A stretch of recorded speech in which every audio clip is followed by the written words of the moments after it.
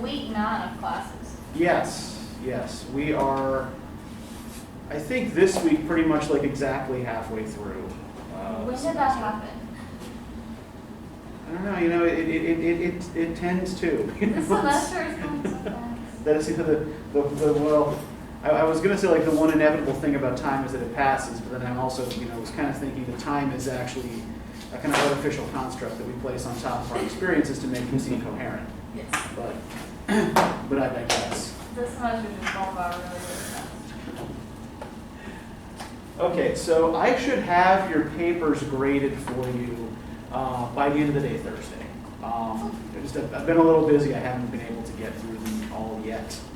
But I'm not particularly worried about any of you, right? Everybody's been doing fine. You've all been doing good work. You all gave me good proposals. And, as we said last time, you all kicked ass on the midterm exam. So everybody's doing well. One thing I will say, I do give students a chance generally to revise the midterm for a better grade.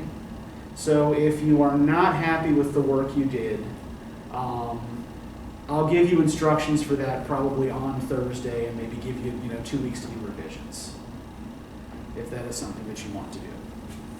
But that'll be completely optional. So does anybody have any questions about anything that's coming up before we get started? There's actually going to be a vocabulary quiz on Sunday. The vocab quiz for this week will actually be due the Sunday at the end of spring break. Okay.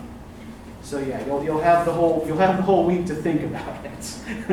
Yay! will not be available today.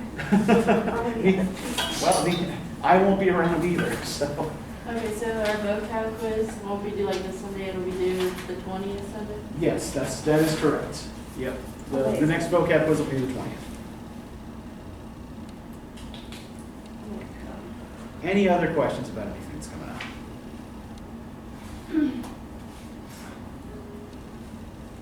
Okay, so for next time, you're going to be reading the other Mansfield story we're doing. You're going to be doing At the Bay. And yeah, then that's the assignment. So what y'all think of this? How'd this go for you? A lot of privilege. Okay. Explain. Just the various reactions to a person being dead, but he's also poor, or from a poor area. Yeah. So people in this bourgeois or maybe even upper class household just doesn't really care. They're going to go on with their lives. Not that I'm saying that they should completely cancel their party, Right. but they pay absolutely no mind to it. Mm-hmm. Except for one instance when the mom says, "Hey, bring our scraps to the people." As if that's the most humane thing to do about the situation. Did y'all find that a little bit It's rude. kind of icky? It's rude. Yeah, and it seems like the perspective character Laura seems to find that a little bit problematic too, right? On the one hand, she seems to be the only one who feels much sympathy for this family. But yeah, she's also the one who really does, like, she's also the only one who kind of sees that maybe this is not a welcome intrusion, right? Sorry. Go ahead. It seems like Laura's kind of like confused. Okay. It's like she's like curious about like the other side to things, but like she's not really like sure if that makes sense. Okay, can you give me an example? I don't know, I think whenever she went into the house where he had died at, and she just kind of ran out of there, and Yeah. she seemed just like kind of I don't know, like if I should be here or not, like I'm up here and you guys are down here, and I just feel like weird. I don't know, that's the vibe I got. Yeah, let's look at where she crosses the road that separates her neighborhood from the neighborhood where the Scotts live. If we look on page 49, can I get somebody to read the 2 paragraphs that start with "It was just growing dusky"? It was just growing dusky as Laura shut their garden gates. A big dog ran by like a shadow. The road gleamed white, and down below in the hollow, the little cottages were in deep shade. How quiet it seemed after the afternoon. Here she was going down the hill to somewhere where a man lay dead, and she couldn't realize it. Why couldn't she? She stopped a minute, and it seemed to her that kisses, voices, tinkling spoons, laughter, the smell of crushed grass were somehow inside her. She had no room for anything else. How strange. She looked up at the pale sky, and all she thought was, yes, it was the most successful party. Now the broad road was crossed. The lane began, smoky and dark. Women in shawls and men's tweed caps hurried by. Men hung over the palings. The children played in the doorways. A low hum came from the mean little cottages. In some of them there was a flicker of light, and a shadow, crab-like, moved across the window. Laura bent her head and hurried on. She wished now she had put on a coat. How her frock shone, and the big hat with the velvet streamer. If only it was another hat. Were the people looking at her? They must be. It was a mistake to have come. She knew all along it was a mistake. Should she go back even now? Okay, thank you. So let's compare here the two sides of the road and think about what's happening here as she crosses, right? So what's Laura's side look like here to us?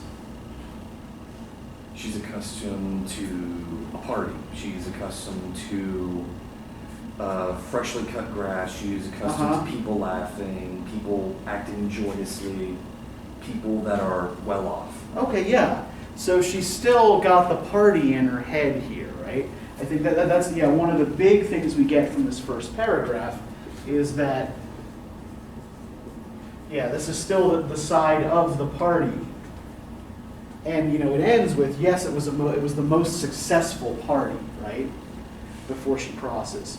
What else is interesting? What seems to be missing from Laura's side? Well, it's a lot brighter than the other side. Okay, it's There's brighter. not as many people just standing outside or hurrying about. Oh there's more light here, and there aren't any people. Or at least no people just hanging about outdoors, right? There are no people described here. Good. Now what about the other side? How is it different? Once she crosses that road. Now the broad road was crossed, and It's darker. yeah, it's dark, right? It's gloomy. You've got women in shawls. You've got darker homes. You've got people darting about windows. You've got people and their shadows, right? The people are often kind of indistinct, but they're there, they're present here, right? You've got men coming home from work, hurrying about. Well, actually, the women are the ones hurrying by, right? You've got women in shawls and men's tweed caps hurrying by. Men hung over the palings, right? So they're hanging over the fences. But the men are just kind of standing around, and the women are walking back and forth, She seems right? uncomfortable. It's described in a way Yeah. to put her in an uncomfortable situation. Uh-huh. Because it focuses on how bright she is within this dark place. Okay, yeah, And I how think her frock shone, yes. I think part of it is that she's afraid of having too much attention brought to her Okay. because she doesn't feel safe in this area. Although- She knows that she sticks out. Although it's not this area is not completely unfamiliar to her, right? It's not like she's never been here before. But it's dark outside now. It's not during the day. It's closer to nighttime, isn't it? Or evening. Well, I mean, we're told that she and her brother on their prowls sometimes walk through this neighborhood, right? It's not, it's not specified when they do this. But if we look on page 45, we get this other description, this first description of the Scots neighborhood, right? Can I get somebody to read starting from, that was really extravagant. That was really extravagant, for the little cottages were in a lane to themselves at the very bottom of the steep rise that led up to the house. A broad road ran between. True, they were far too near. They were the greatest possible eyesore, and they had no right to be in that neighborhood at all. They were little mean dwellings painted a chocolate brown. In the garden patches there was nothing but cabbage stalks, sick hens, and tomato cans. The very smoke coming out of their chimneys was poverty-stricken. Little rags and shreds of smoke, so unlike the great silvery plumes that uncurled from the Sheridan's chimneys. Washerwomen lived in the lane, and sweeps, and a cobbler, and a man whose house front was studded all over with minute bird cages. Children swarmed. When the Sheridans were little, they were forbidden to set foot there because of the revolting language and of what they might catch. But since they were grown up, Laura and Laurie, on their prowls, sometimes walked through. It was disgusting and sordid. They came out with a shudder, but still one must go everywhere, one must see everything, so through they went. So I want to really kind of put a pin in that phrase there. One must go everywhere, one must see everything.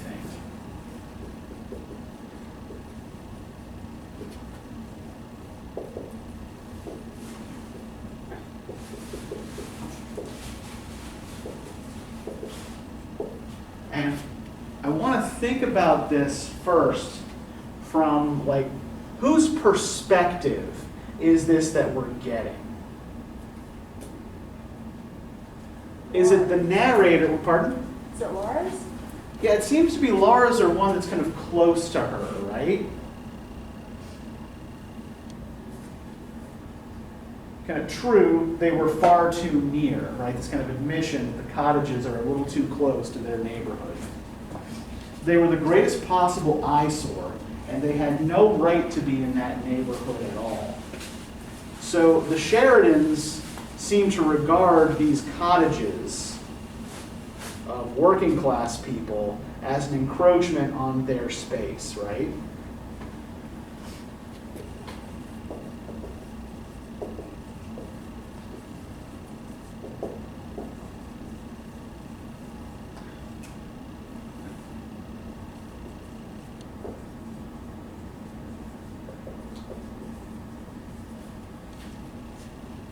What else do we notice about this description? Like, from the Sheridan's perspective, what this neighborhood looks like?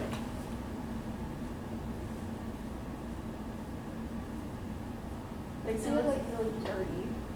Okay, yeah. Like a diseased. Okay, yeah. They're worried They're about worried about catching something. worried Like about sick what you might children. catch. Yeah. Uh-huh. They weren't allowed to go as kids because there were sick children in all the yards with the cans everywhere. Yeah, we've got these gardens, right?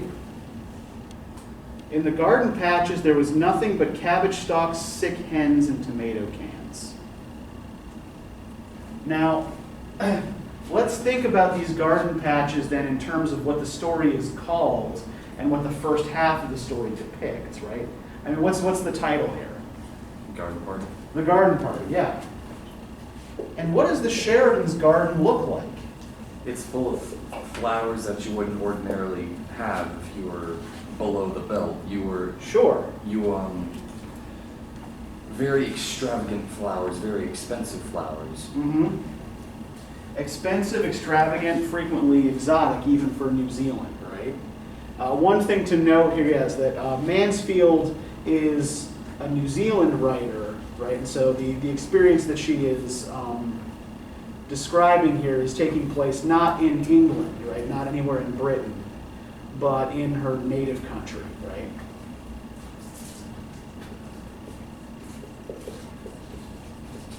And I think that we might also benefit from thinking a little bit here about what a garden is and what associations we have with the idea of a garden. Right? What kind of symbolic associations do we attach to a garden? Sorry. Go ahead. I was going to say surplus of income. Okay, surplus. Yeah, usually, yeah. If poor people have a garden, it's functional, right? You're growing cabbage stalks. If rich people have a garden, it's usually decorative, right? I was gonna say, that depends on what the purpose of it is, because Uh-huh. it can be for food, for farming, or it can be for hobby or pleasure. Uh-huh. But whether the garden is functional or decorative, is a garden more natural or more artificial? Artificial, Okay, and why would you say artificial? because there's no such thing as a natural garden. Okay, yeah. I mean, There's- You could say that Uh-huh. like a patch of orange trees in a forest is Uh-huh. just due by the sexual reproduction of orange trees in a specific area, but I mean, Uh-huh. the garden itself is man-made, it's a human construct. Yeah, a garden is by definition something people have made, right? So what we have in a garden, right, we have plants that are grown and shaped according to human needs and human desires, right?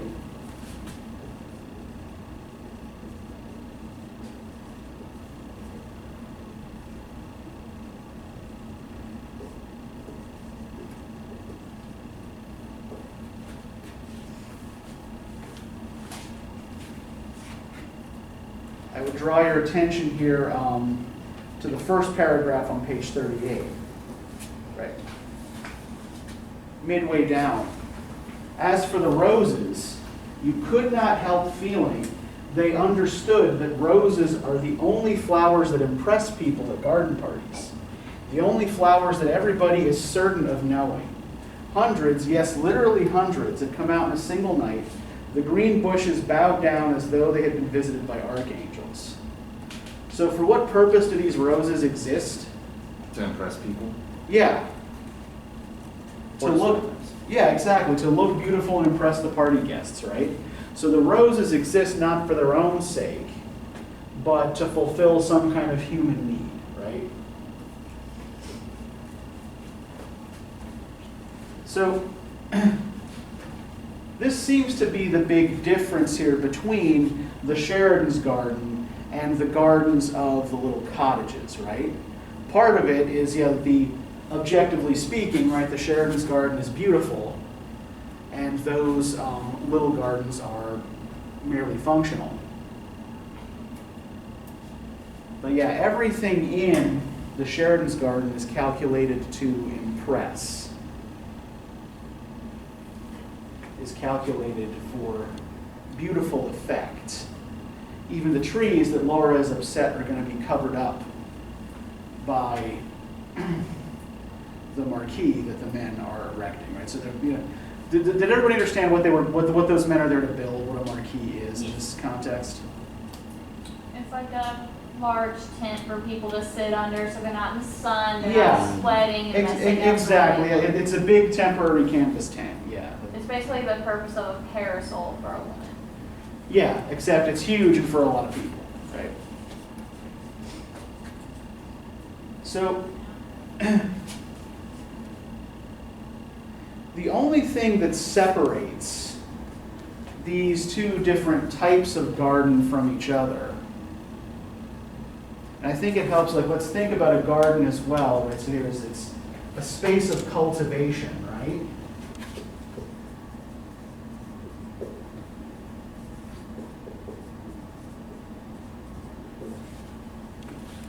Is this broad road. So, how many of you have heard the term before, liminal? I can't remember if I've introduced it in this class or not. I know, Nick, you've probably heard me say this billions of times in other classes. It's in my vocabulary now, I use it all the time. Good, that's the goal. Is this word familiar to anybody else? Does anybody else know what liminal is, what liminal spaces or states are? I've heard the term, but I don't know what it is. Okay, so it's a term that actually comes from anthropology.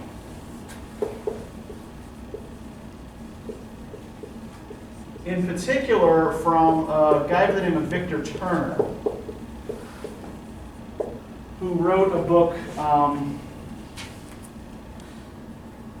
on West African cultures called The Forest of Symbols. Sometime in the 60s, I don't remember exactly the date.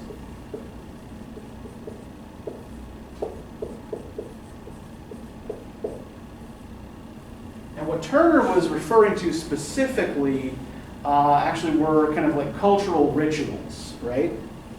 And he describes two kinds of rituals as liminal, right? The first is one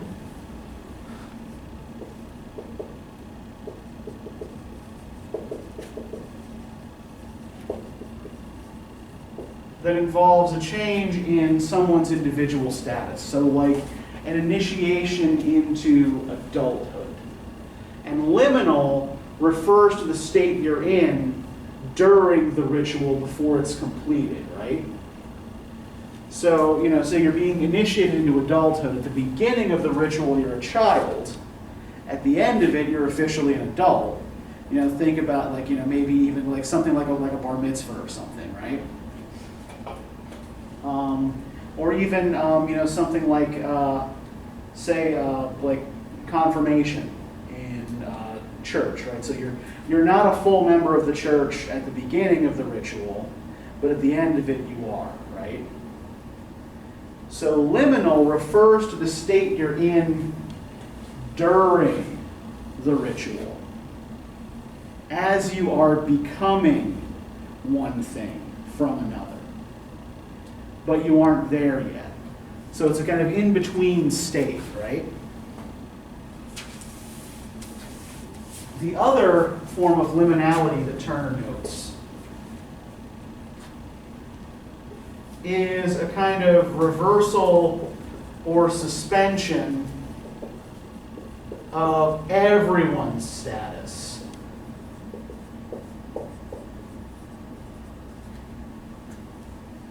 So, something like, do y'all know what Carnival or Mardi Gras is? Yes. Okay, like there's more to it than just people like getting crazy drunk and throwing beads at each other, right? Traditionally, what this particular festival is about is a kind of reversal of status, right? Where for a day, the king becomes a beggar and the beggar becomes a king, right? Everybody's status is more or less equal on that day.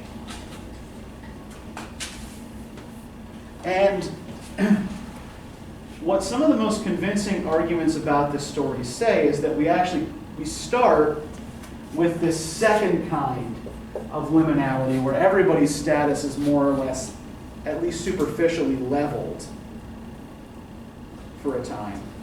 And then we end with this second kind of liminality where the real change that's happening is within Laura. And that what the story ends up ultimately being about is Laura's transition from some kind of childhood innocence into adulthood. Or one critic has even argued that it's actually a transition from experience back into innocence. But we'll maybe get to that in a minute, right? But I think, this phrase that we put a pin in here, this one must go everywhere, one must see everything, right?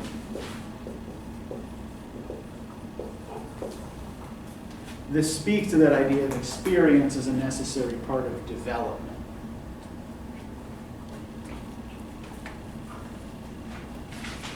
So where's the first place in the story where we kind of see social distinctions at least kind of temporarily leveled?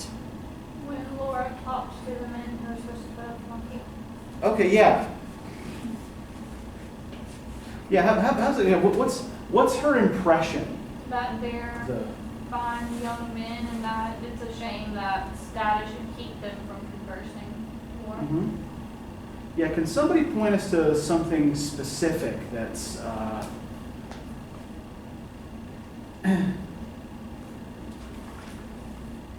it's in this passage here?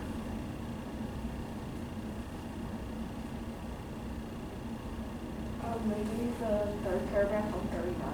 Okay. Can you read that for us, please, Sam? His smile was so easy, so friendly that Laura recovered. What nice eyes he had, small but such a dark blue. And now she looked at the others, they were smiling too. Cheer up, we won't bite, their smiles seemed to say. How very nice workmen were, and what a beautiful morning. She mustn't miss, ooh. Hello. It's good. She It's okay. mustn't mention the morning. She must be businesslike, a marquis. Okay, yeah, so what's going on here? I saw it was like she was kind of like letting her like kind of just like all the difference between them like go away, and then she's like she snaps back, she's like, wait a minute, you can't do it.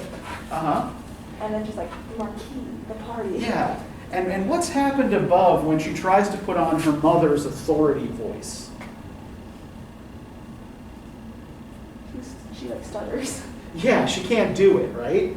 She's embarrassed when she tries to sound like her mother, right? That sounded so fearfully affected that she was ashamed and stammered like a little girl, right? So she reverts to the child she is, right? She's not ready to put on that adult voice yet. And the leader of the workmen smiles at her from which direction?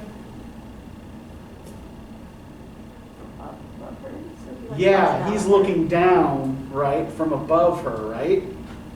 So who is placed in the position of authority? The workman. Yeah, the workman here is in the position of authority. And also, like, who decides where the marquis is going to go? The workman.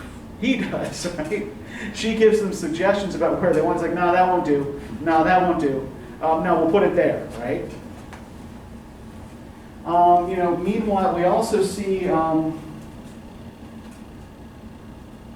this kind of reversal on page 43 when the mother has forgotten to make the flags for the sandwiches, right? And she said, and Joe said, pacify cook if you do go into the kitchen, will you? I'm terrified of her this morning. So the mother is at least pretending to be afraid of the cook, right? Afraid of giving authority to the woman who works for her. Brandon, you should have a healthy respect for the person who prepares all your food for you. Oh, you absolutely should, yes. You should have a level of respect. 100%, right? Fear is appropriate. But note too, does that respect extend to actually giving the person a name other than cook? No. Yeah, pretty much all of the working people here, except for Mr. Scott, the carter, are only named in terms of whatever their function is, right? Cook. Or, the guy from the bakery that brings the cream puffs What is about the servant? Godber's man. Yeah, Sadie, the servant, Sadie has a name. is given a name, right? But she seems to be the exception rather She than the seems rule. more like right? a handmaiden, or like a lady in waiting. Mm-hmm. So she Yeah, might I mean, have she- a higher status among the work. Maybe, yeah, more of a member of the household, yeah. But yeah, she seems to be the exception rather than the rule. The guy from the bakery is described, in terms of his employer's name, right? Godber's man. He's the guy who brings the story of the accident in the first place.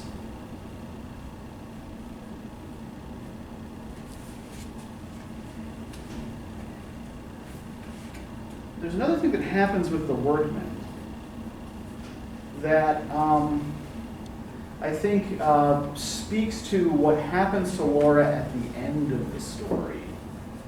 If we look on page 39, can I get somebody to start reading the paragraph that starts with "they must" at the very bottom? Already the men had shouldered their staves. They must. Already the men had shouldered their staves and were making for the place. Only the tall fellow was left. He bent down, pinched a sprig of lavender, put his thumb and forefinger to his nose, and snuffed up the smell. When Laura saw that gesture, she forgot all about the carcass in her wonder at him caring for things like that, caring for the smell of lavender. How many men that she knew would have done such a thing? Oh, how extraordinarily nice workmen were, she thought. Why couldn't she have workmen for friends rather than the silly boy she danced with and who came to Sunday night supper? She would get on much better with men like these. So there's something ridiculous and childish about her reflection. Although I think one thing that we have to remember here is that this is a teenage girl, right? You know, this is a very young woman. But yeah, what is it that strikes her here about the workmen? The fact that they take time to appreciate pleasures or like things like lavender, something that Yeah. she usually only associates with the higher class.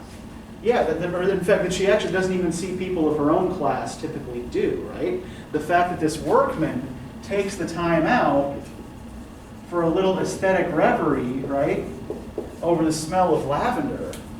The idea that workmen might have an aesthetic sense, whoa, right?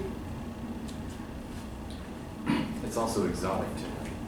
Uh-huh. If he lives in, say, that cottage that's down the street, it might be the same situation where he just hasn't seen anything like a lavender, at least not very often, enough to know the sense of smell all the time.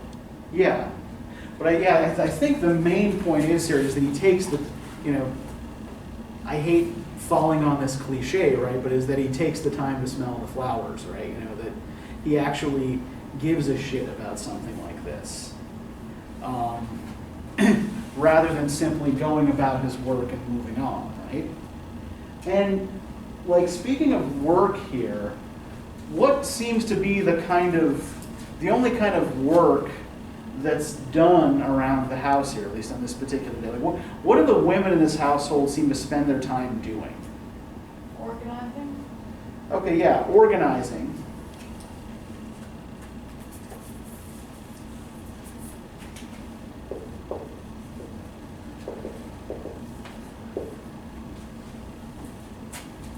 But do they even seem to be particularly good at it?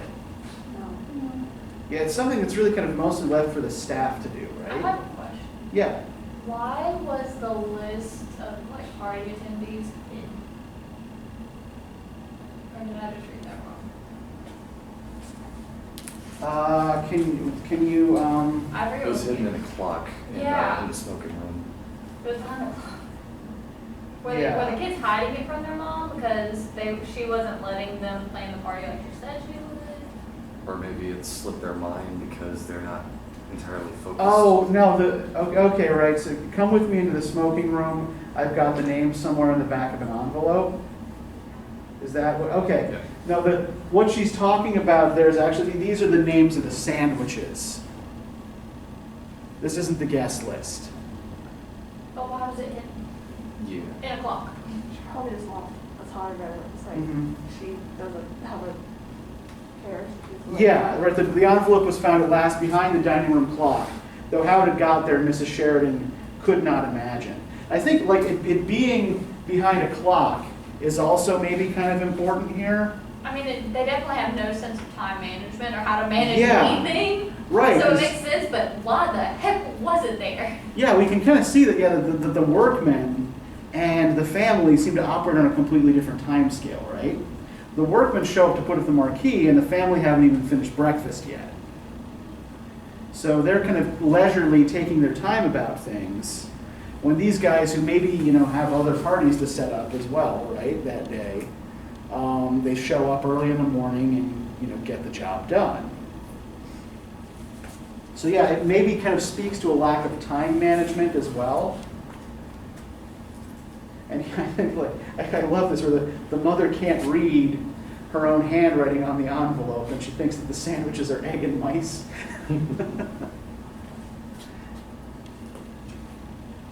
All right. So yes, we had the flags and the sandwiches. Where was I going with this? Organizing, they're not very good at it. Okay, yeah. And it says, yeah, we see like even the sister, right? The so-called practical sister. Right. Practical Josie. I read that as Jose the whole time. I did too. until like the last one. I was like, Mhm. it's Josie. Until You know, I saw a sheep. Yeah. I would have as well, but I have a colleague whose name is Jose Lanters, and it's short for, she's Dutch. It's short for Josefa. So yeah, if you see it without the accent mark, and it's a woman's name, yeah, it's usually Josie or Jose, yeah, so it's short for Josefa. But yeah, while they're moving the piano, right, she just wants to sing her song about how this life is weary, right? And I want to come back to that in a minute because I think it relates to the end of the story. But what does Josie's practicality usually amount to?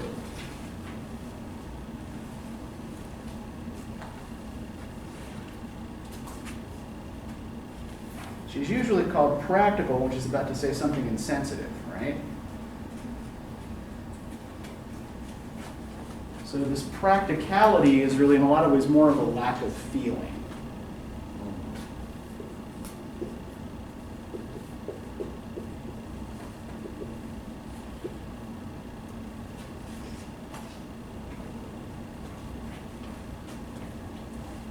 And she doesn't seem to share in either Laura's attempts to sympathize with other people and other types of people, or with her aesthetic sensibilities, right?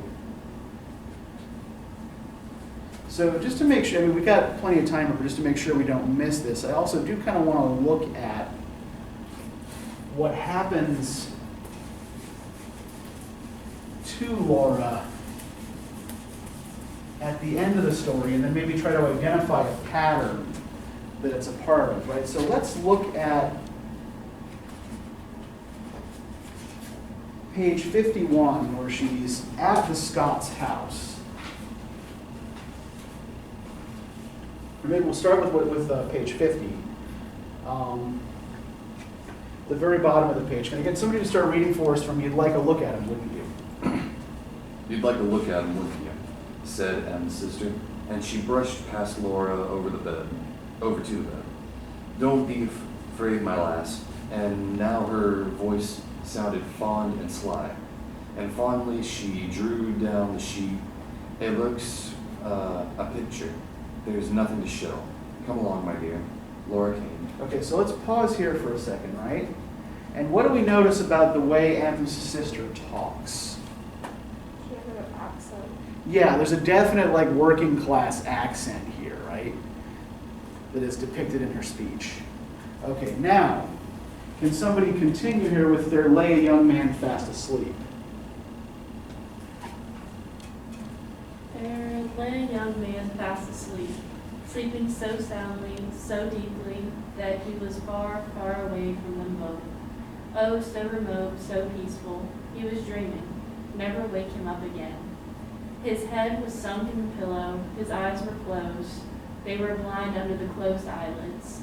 He was given up to his dream. What did garden parties and baskets and lace frocks matter to him?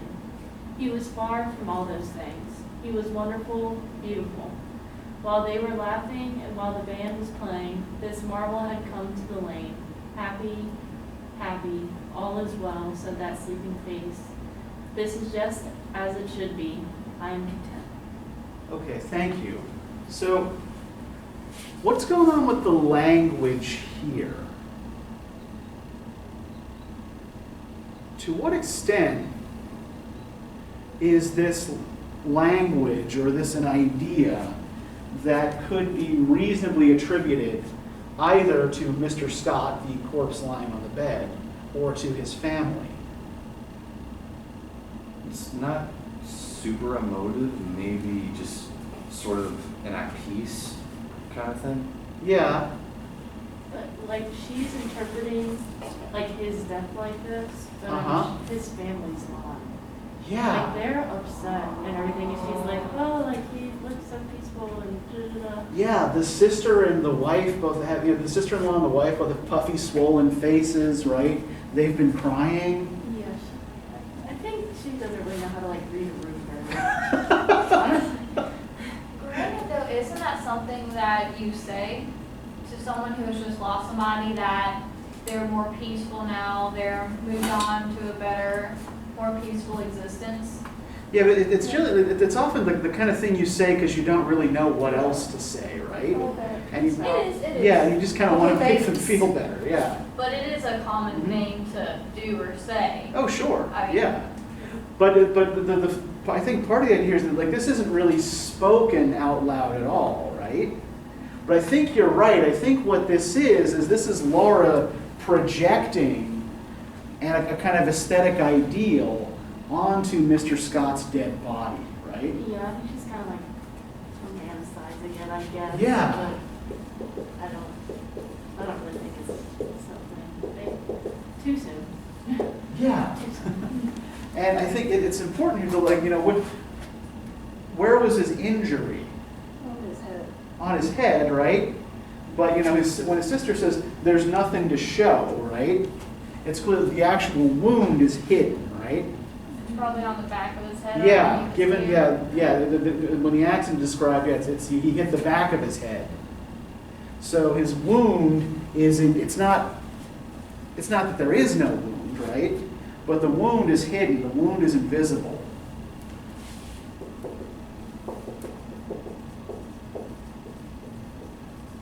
So there's nothing there to ruin for Laura the aesthetic effect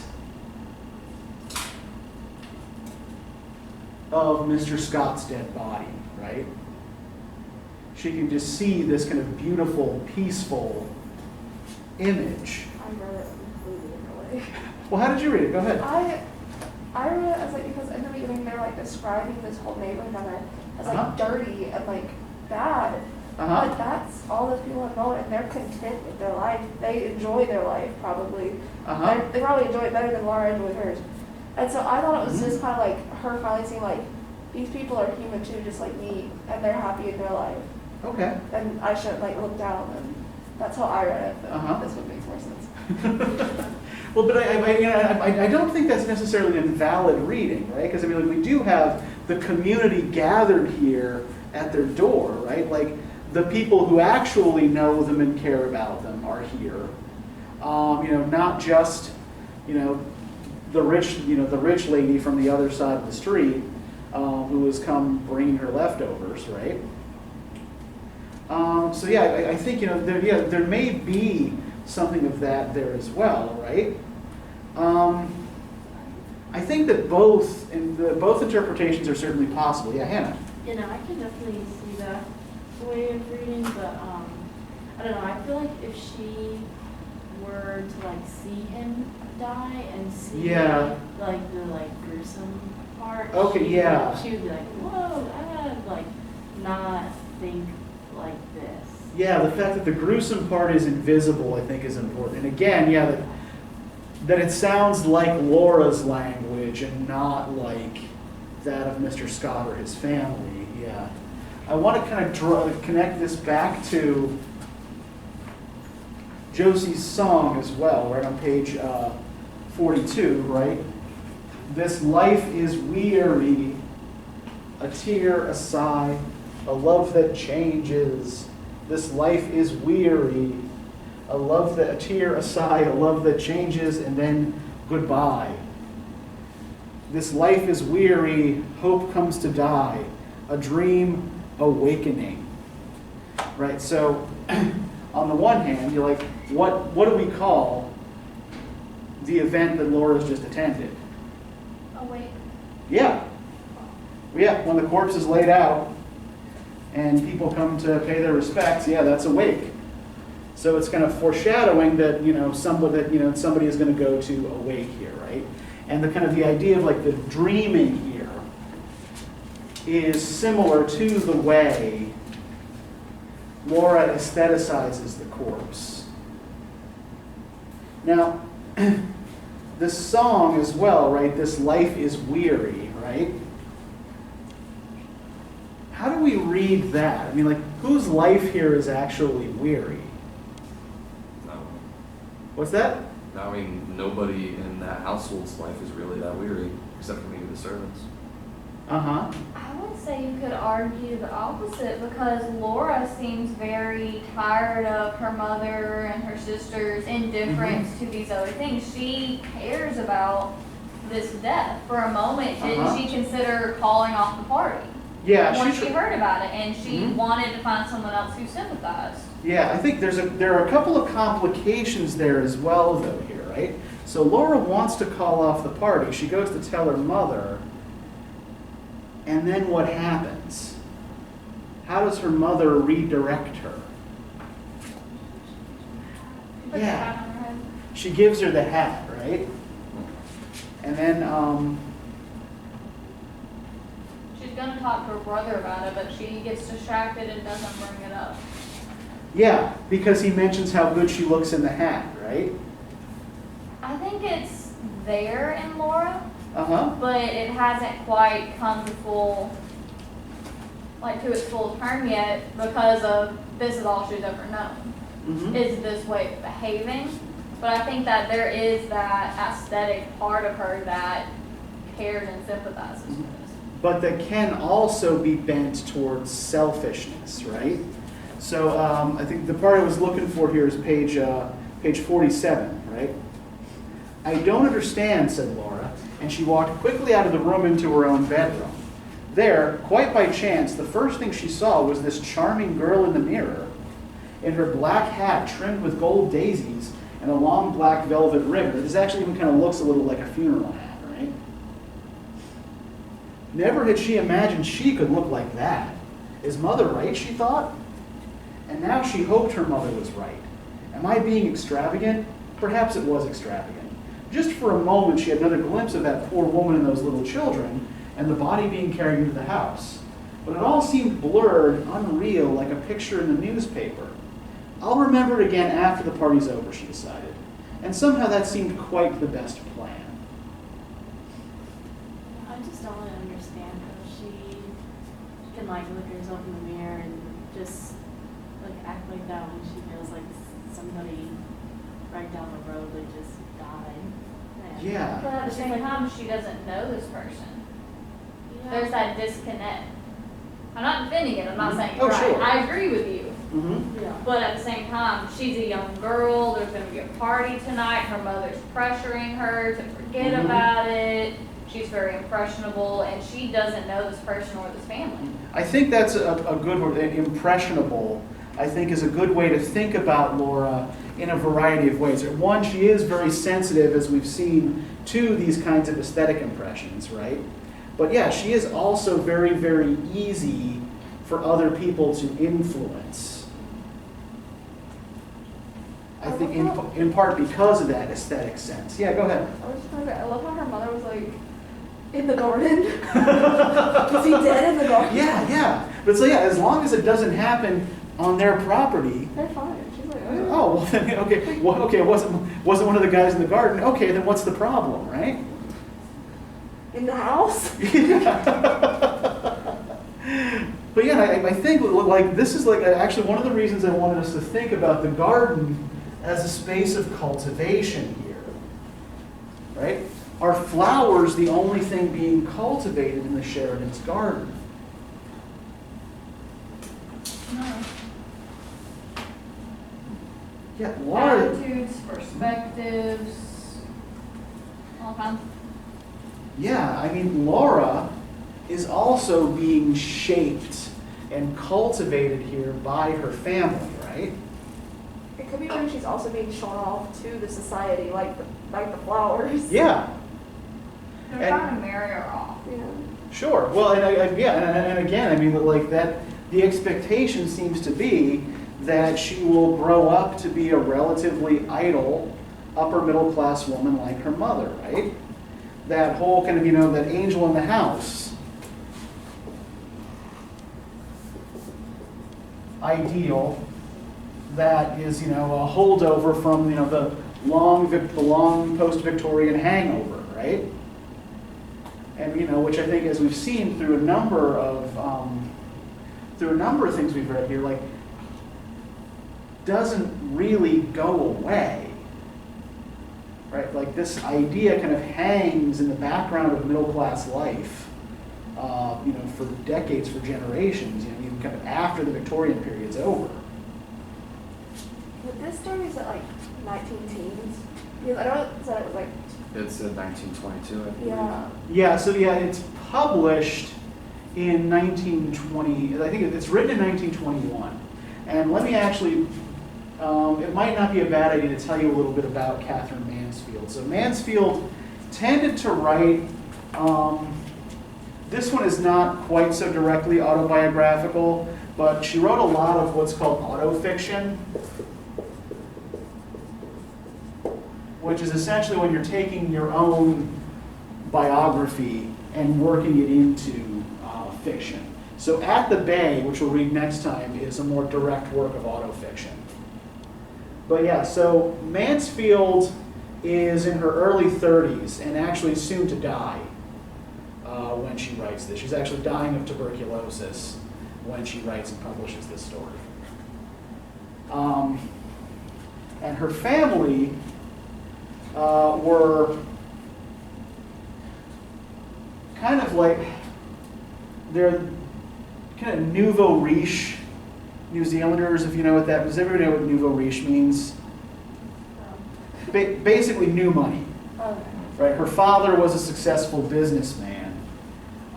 So when she comes to England in 1908, she's an outsider in the kinds of artistic circles that she's traveling in a couple of ways. One, because she's from this cultural backwater, this place is considered a cultural backwater. And two, because because her family's new money, basically. She's also the black sheep of the family. She was independent and artistic and kind of promiscuous, and not she did not wish to be contained by the family's middle-class, respectable Edwardian values, and so lived apart from her family and was kind of estranged from most of them, with the exception, actually, of her younger brother, Leslie. So her legal name was not Katherine Mansfield, it was Kathleen Beauchamp. And in 1915, her younger brother, Leslie, the only member of the family she could stand, was killed in a training accident. He'd enlisted in the British Army to fight in the First World War. And he's killed when he's trying to demonstrate to other soldiers how to throw a grenade. And the grenade malfunctions, explodes in his hand, and instantly kills him and the sergeant standing next to him. So there are some critics who read this figure of Leslie in some ways into Mr. Scott's corpse and like this kind of wish for a beautiful death as opposed to a kind of ugly, bizarre, accidental one. But there are also people who know the similarities between the name Leslie and the name Laurie of the actual brother in the story, right? So we know, for example, that Laura and Laurie have kind of acted as a unit in the past, right? That they've gone prowling together through the poor neighborhoods. I don't know why, but in my head I thought they were twins. Yeah, I mean, and it doesn't specify, but it certainly, yeah, I mean, the fact that they have such similar names suggests it, right? They seem a lot closer than anyone else in the household. Yeah, she never seems to get as upset with Laurie as she does with her, with, like, say, for example, Josie, right? And I think it's particularly interesting here that the last person she speaks to in the story is Laurie, right? As she's leaving the Scots' house. Can we go back to page 51? And can I get somebody to start reading from, and this time she didn't wait for M's sister, and just read the remainder of the story there. And this time she didn't wait for M's sister. She found her way out of the door, down the path, past all those dark people. At the corner of the lane, she met Laurie. He stepped out of the shadow. "Is that you, Laura?" "Yes." Mother was getting anxious. "Was it all right?" "Yes, quite." "Oh, Laurie." She took his arm. She pressed up against him. "I say, you're not crying, are you?" asked her brother. Laura shook her head. She was. Laurie put his arm around her shoulder. "Don't cry," he said in his warm, loving voice. "Was it awful?" "No," sobbed Laura. "It was simply marvelous." "But Laurie," she stopped. She looked at her brother. "Isn't life?" she stammered. "Isn't life?" But what life was, she couldn't explain. No matter. He quite understood. "Isn't it, darling?" said Laurie. So what's weird about this ending here? So she's run crying out of the Scots house. Her brother steps out of the shadows. Says mother was getting anxious about you and is about to take her home, right? What's weird about this whole situation, particularly given what we've just been discussing?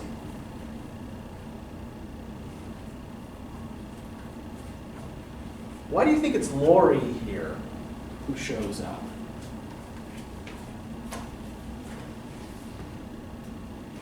And not one of the others.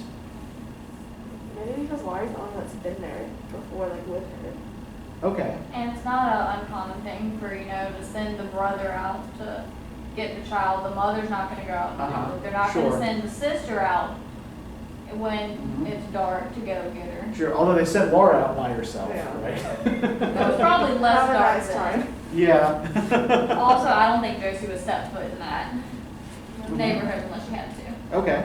Lori might be like the only one actually kind of concerned about what Laura's doing. Okay. Yeah, I mean, it's been, we've been told that they're close, yeah. But who is Laurie there on his own initiative? He says he's not. Yeah, he says he's not, right? He says the mother was anxious about you, right? But it says he like stepped out of the shadow. It's like he's coming like out of that world. Uh-huh. He sees her he's like, "Oh, that's my sister. I better act like Yeah. I'm supposed to." This is, it's funny how he's stepping out, he is stepping out of the shadows, right? And we've already determined that the other side of the street is what's associated with darkness and shadow. But he's stepping out of the shadows, he's putting his arm around her shoulder and bringing her home, right? He's the only other person to step into that liminal space that's between those two Uh-huh. worlds, if that makes sense. I mean, Okay. he seems to be the only person who may even understand what she's gone through. Uh-huh. Although, if we look at these last two paragraphs here, right? Do we think he really does understand? No, Why not? because he doesn't really get what she's trying to say. All she says is, "Isn't life marvelous?" And he's like, "Yeah, sure, it is." Yeah. The conversation here, she can't express what it is that's just come over her, right? But no matter, he quite understood, right? Isn't it? And this is it's a reminder that the only things Laurie has said over the whole course of the story have been these kinds of polite little pleasantries, right? He's never really said anything of substance. And that's kind of the same thing going on here, right? And one could argue that he's simply reclaiming Laura after she's had her aesthetic experience of the corpse for the Sheridan family, right? And bringing her back into the fold now. That he's not really with her, he's with them, right?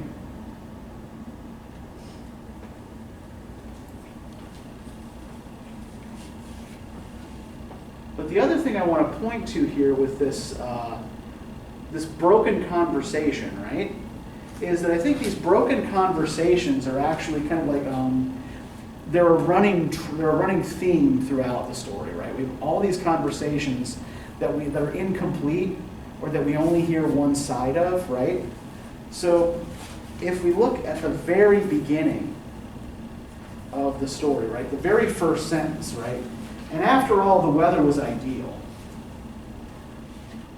What's suggested by that very first sentence? Are we actually coming into this conversation at the beginning? Yeah, there's something that pardon? I would Okay. So I had it for my Yeah. throat. I was coughing. Okay. But yeah, there's a suggestion of something that comes before this that we don't hear, right? That the reader isn't privy to. There's like a term that says like it starts in the middle. I don't remember what it's. I think the term you are thinking of is in media res. Yeah, I think that's it. I felt right. And I don't think that's quite what's going on here, but it's a similar kind of thing, right? This is more that it's not that we're starting in the middle of the story so much as there's something prior to this that we don't know or that we haven't heard, right? And indeed, as we learn, by this time, Mr. Scott is already dead, right? The death has already happened.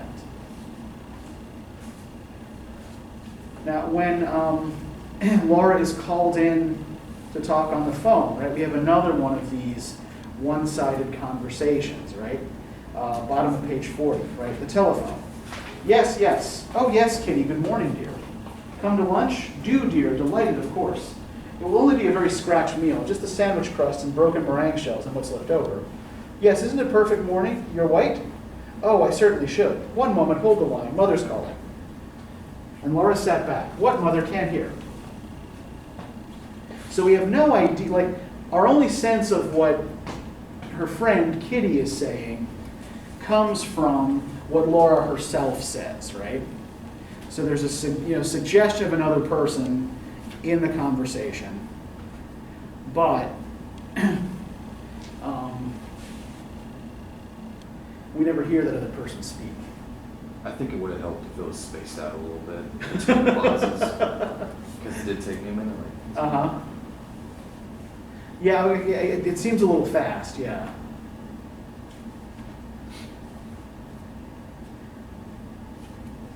And then the whole thing with Godber's man telling the story, right?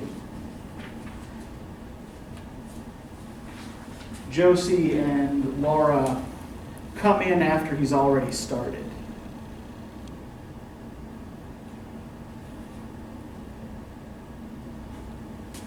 So I think we kind of wandered away from this idea of the liminal as we've been just kind of throwing out stuff here.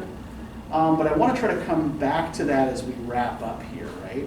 And I want to try to think about if this is a kind of change in individual status story, right? And if it is a kind of reversal or suspension of status story, right? Does everyone's status seem to get restored to its normal place at the end? Yes. Except for maybe Laura's, Okay. because her worldview has now changed. That's what's so glorious, is that she's just admiring the fact that she's been held back from this her entire life, and now it's finally opening up to her, and the world seems far more vast and sublime. Yeah, there is something a little bit weird about the experience of viewing a corpse is simply marvelous, right? But you, But I have one more go question. ahead. Sorry. You're looking a little skeptical. Yeah, I am. Okay, so you're with me. I'm skeptical. Uh-huh. Okay, I might be way off, but at the end, when Lori says, "Isn't it?"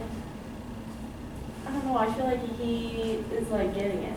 Yeah, I thought Okay. that too. But I felt that. Like, I don't know. Whenever I don't know. Like somebody will be talking to me and they'll like say something. I'll be like, "Yeah, isn't it?" Uh-huh. You know, and, like I get it. Okay.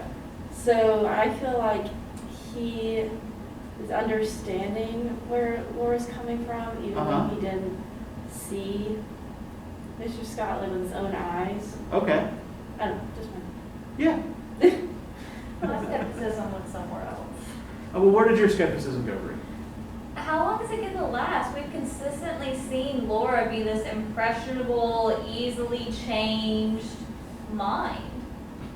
She'll feel this sympathy and this, want to do something like canceling the party. And then her mom puts a hat on her head and she forgets all about it. So how long is this revelation actually going to last for her? I mean, she's only like 15. I mean, it doesn't happen overnight. You don't become a different person overnight.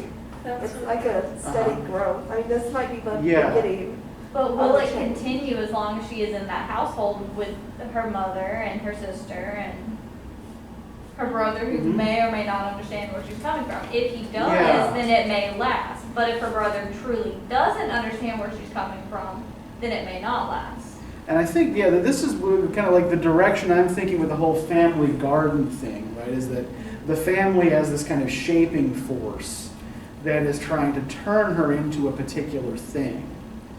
I think that's like what the goal is, to widen the gap between the cottages and the lower class and the middle class. Like, it's gonna get bigger and bigger and bigger, and it probably isn't gonna change. She's probably gonna just fall into like the footsteps of her mom and just be like, oh, I remember when I was 15, I saw a dead body. Oh, it was great. Love that. And then just go about her. It'll be like Stand By Me. It's like, you guys want to see a dead body? Yeah. It's great. Or she'll become a poet and write about it. We don't know yet. Yeah.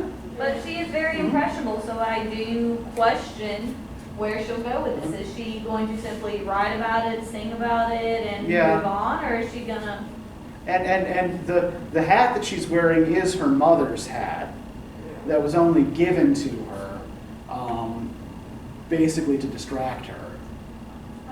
I think she is, like, just the imagery I'm getting in my head of her wearing this hat and her seeing the body, like, it's like she's like torn between the two. And I think, like, when I was 15, if my mom told me like she'd get me a new phone or something, I would do just about whatever. Yeah. And but then I don't know. By the time you like grow up, you realize like, okay, I have my own views about different things. So I think this like whole story is just kind of highlighting that, like you said, she's impressionable right now, but I think as she gets older, she'll go her way. And I think like one of the ways that people often read this story is in kind of like the more kind of like Freudian sexual development direction. There are a lot of like if we take the focus away from Laura herself and to some of the objects that put it onto some of the objects she interacts with, right? So, for example, the canna lilies that make her feel kind of flushed and excited.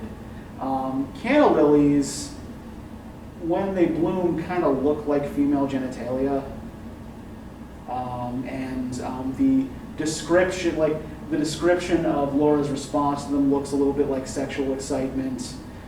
There's a bit about kind of like the forbidden pleasure of whipped cream and the satisfaction of whipped cream and things like that suggests some kind of sexual undertone as well. So I think there is a kind of like movement into adulthood progress here.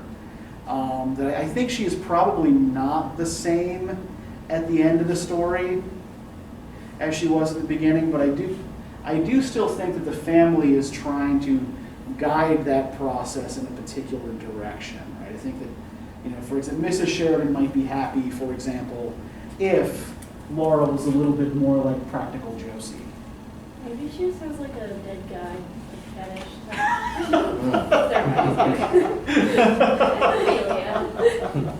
I mean, she does spend a good bit of time thinking about the beauty of that corpse. Yeah, I don't know. It takes all kinds of people. Yeah, go ahead, Nick. It's a very surface level interpretation, but I could see it. And Surface level interpretations aren't always bad. Go for it. it's just the idea that when Laura comes to Lori after she's seen a dead body, and she says it's simply marvelous. It could be exactly as we were describing it. Her worldview's opened up, but the way Lori reacts, it could be just a brushing off. It could be just her family saying, "Oh, yes, life is amazing, darling, whatever. But I also think maybe her brother is thinking that this woman has just gone and seen a dead body Uh-huh. and is now thankful for life, and it could be that surface level, and that's what Lori's interpreting. But like I said, that's a Okay. very basic way Mhm. of looking at it, but I think it can hold water. Okay. And yeah, in that sense, maybe family becomes a bit of a comfort rather than an impediment or a problem or something to be ashamed of or embarrassed by.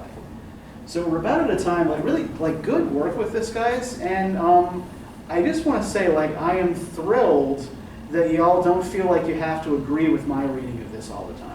It shows a lot of confidence on your part. So I'm really, really happy with that. Another minor note, I noticed a little bit of Orientalism because the brother was wearing a kimono. Oh, it's actually Josie, the sister, is wearing a kimono. Yeah. Oh, okay. Yeah. It kind of looks like the cover when I think about it. Yeah, I imagine that's probably why that cover photograph was chosen. Also, this is weird, but Laura reminded me of Scarlett O'Hara from Will of the Wind. I don't know why, but I was getting Scarlett O'Hara vibes the whole time. Uh-huh. Probably because Scarlett is one of these.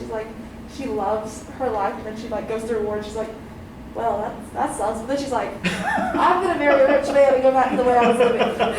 And she does it 30 times. You know what? You gotta do what you gotta do. Listen.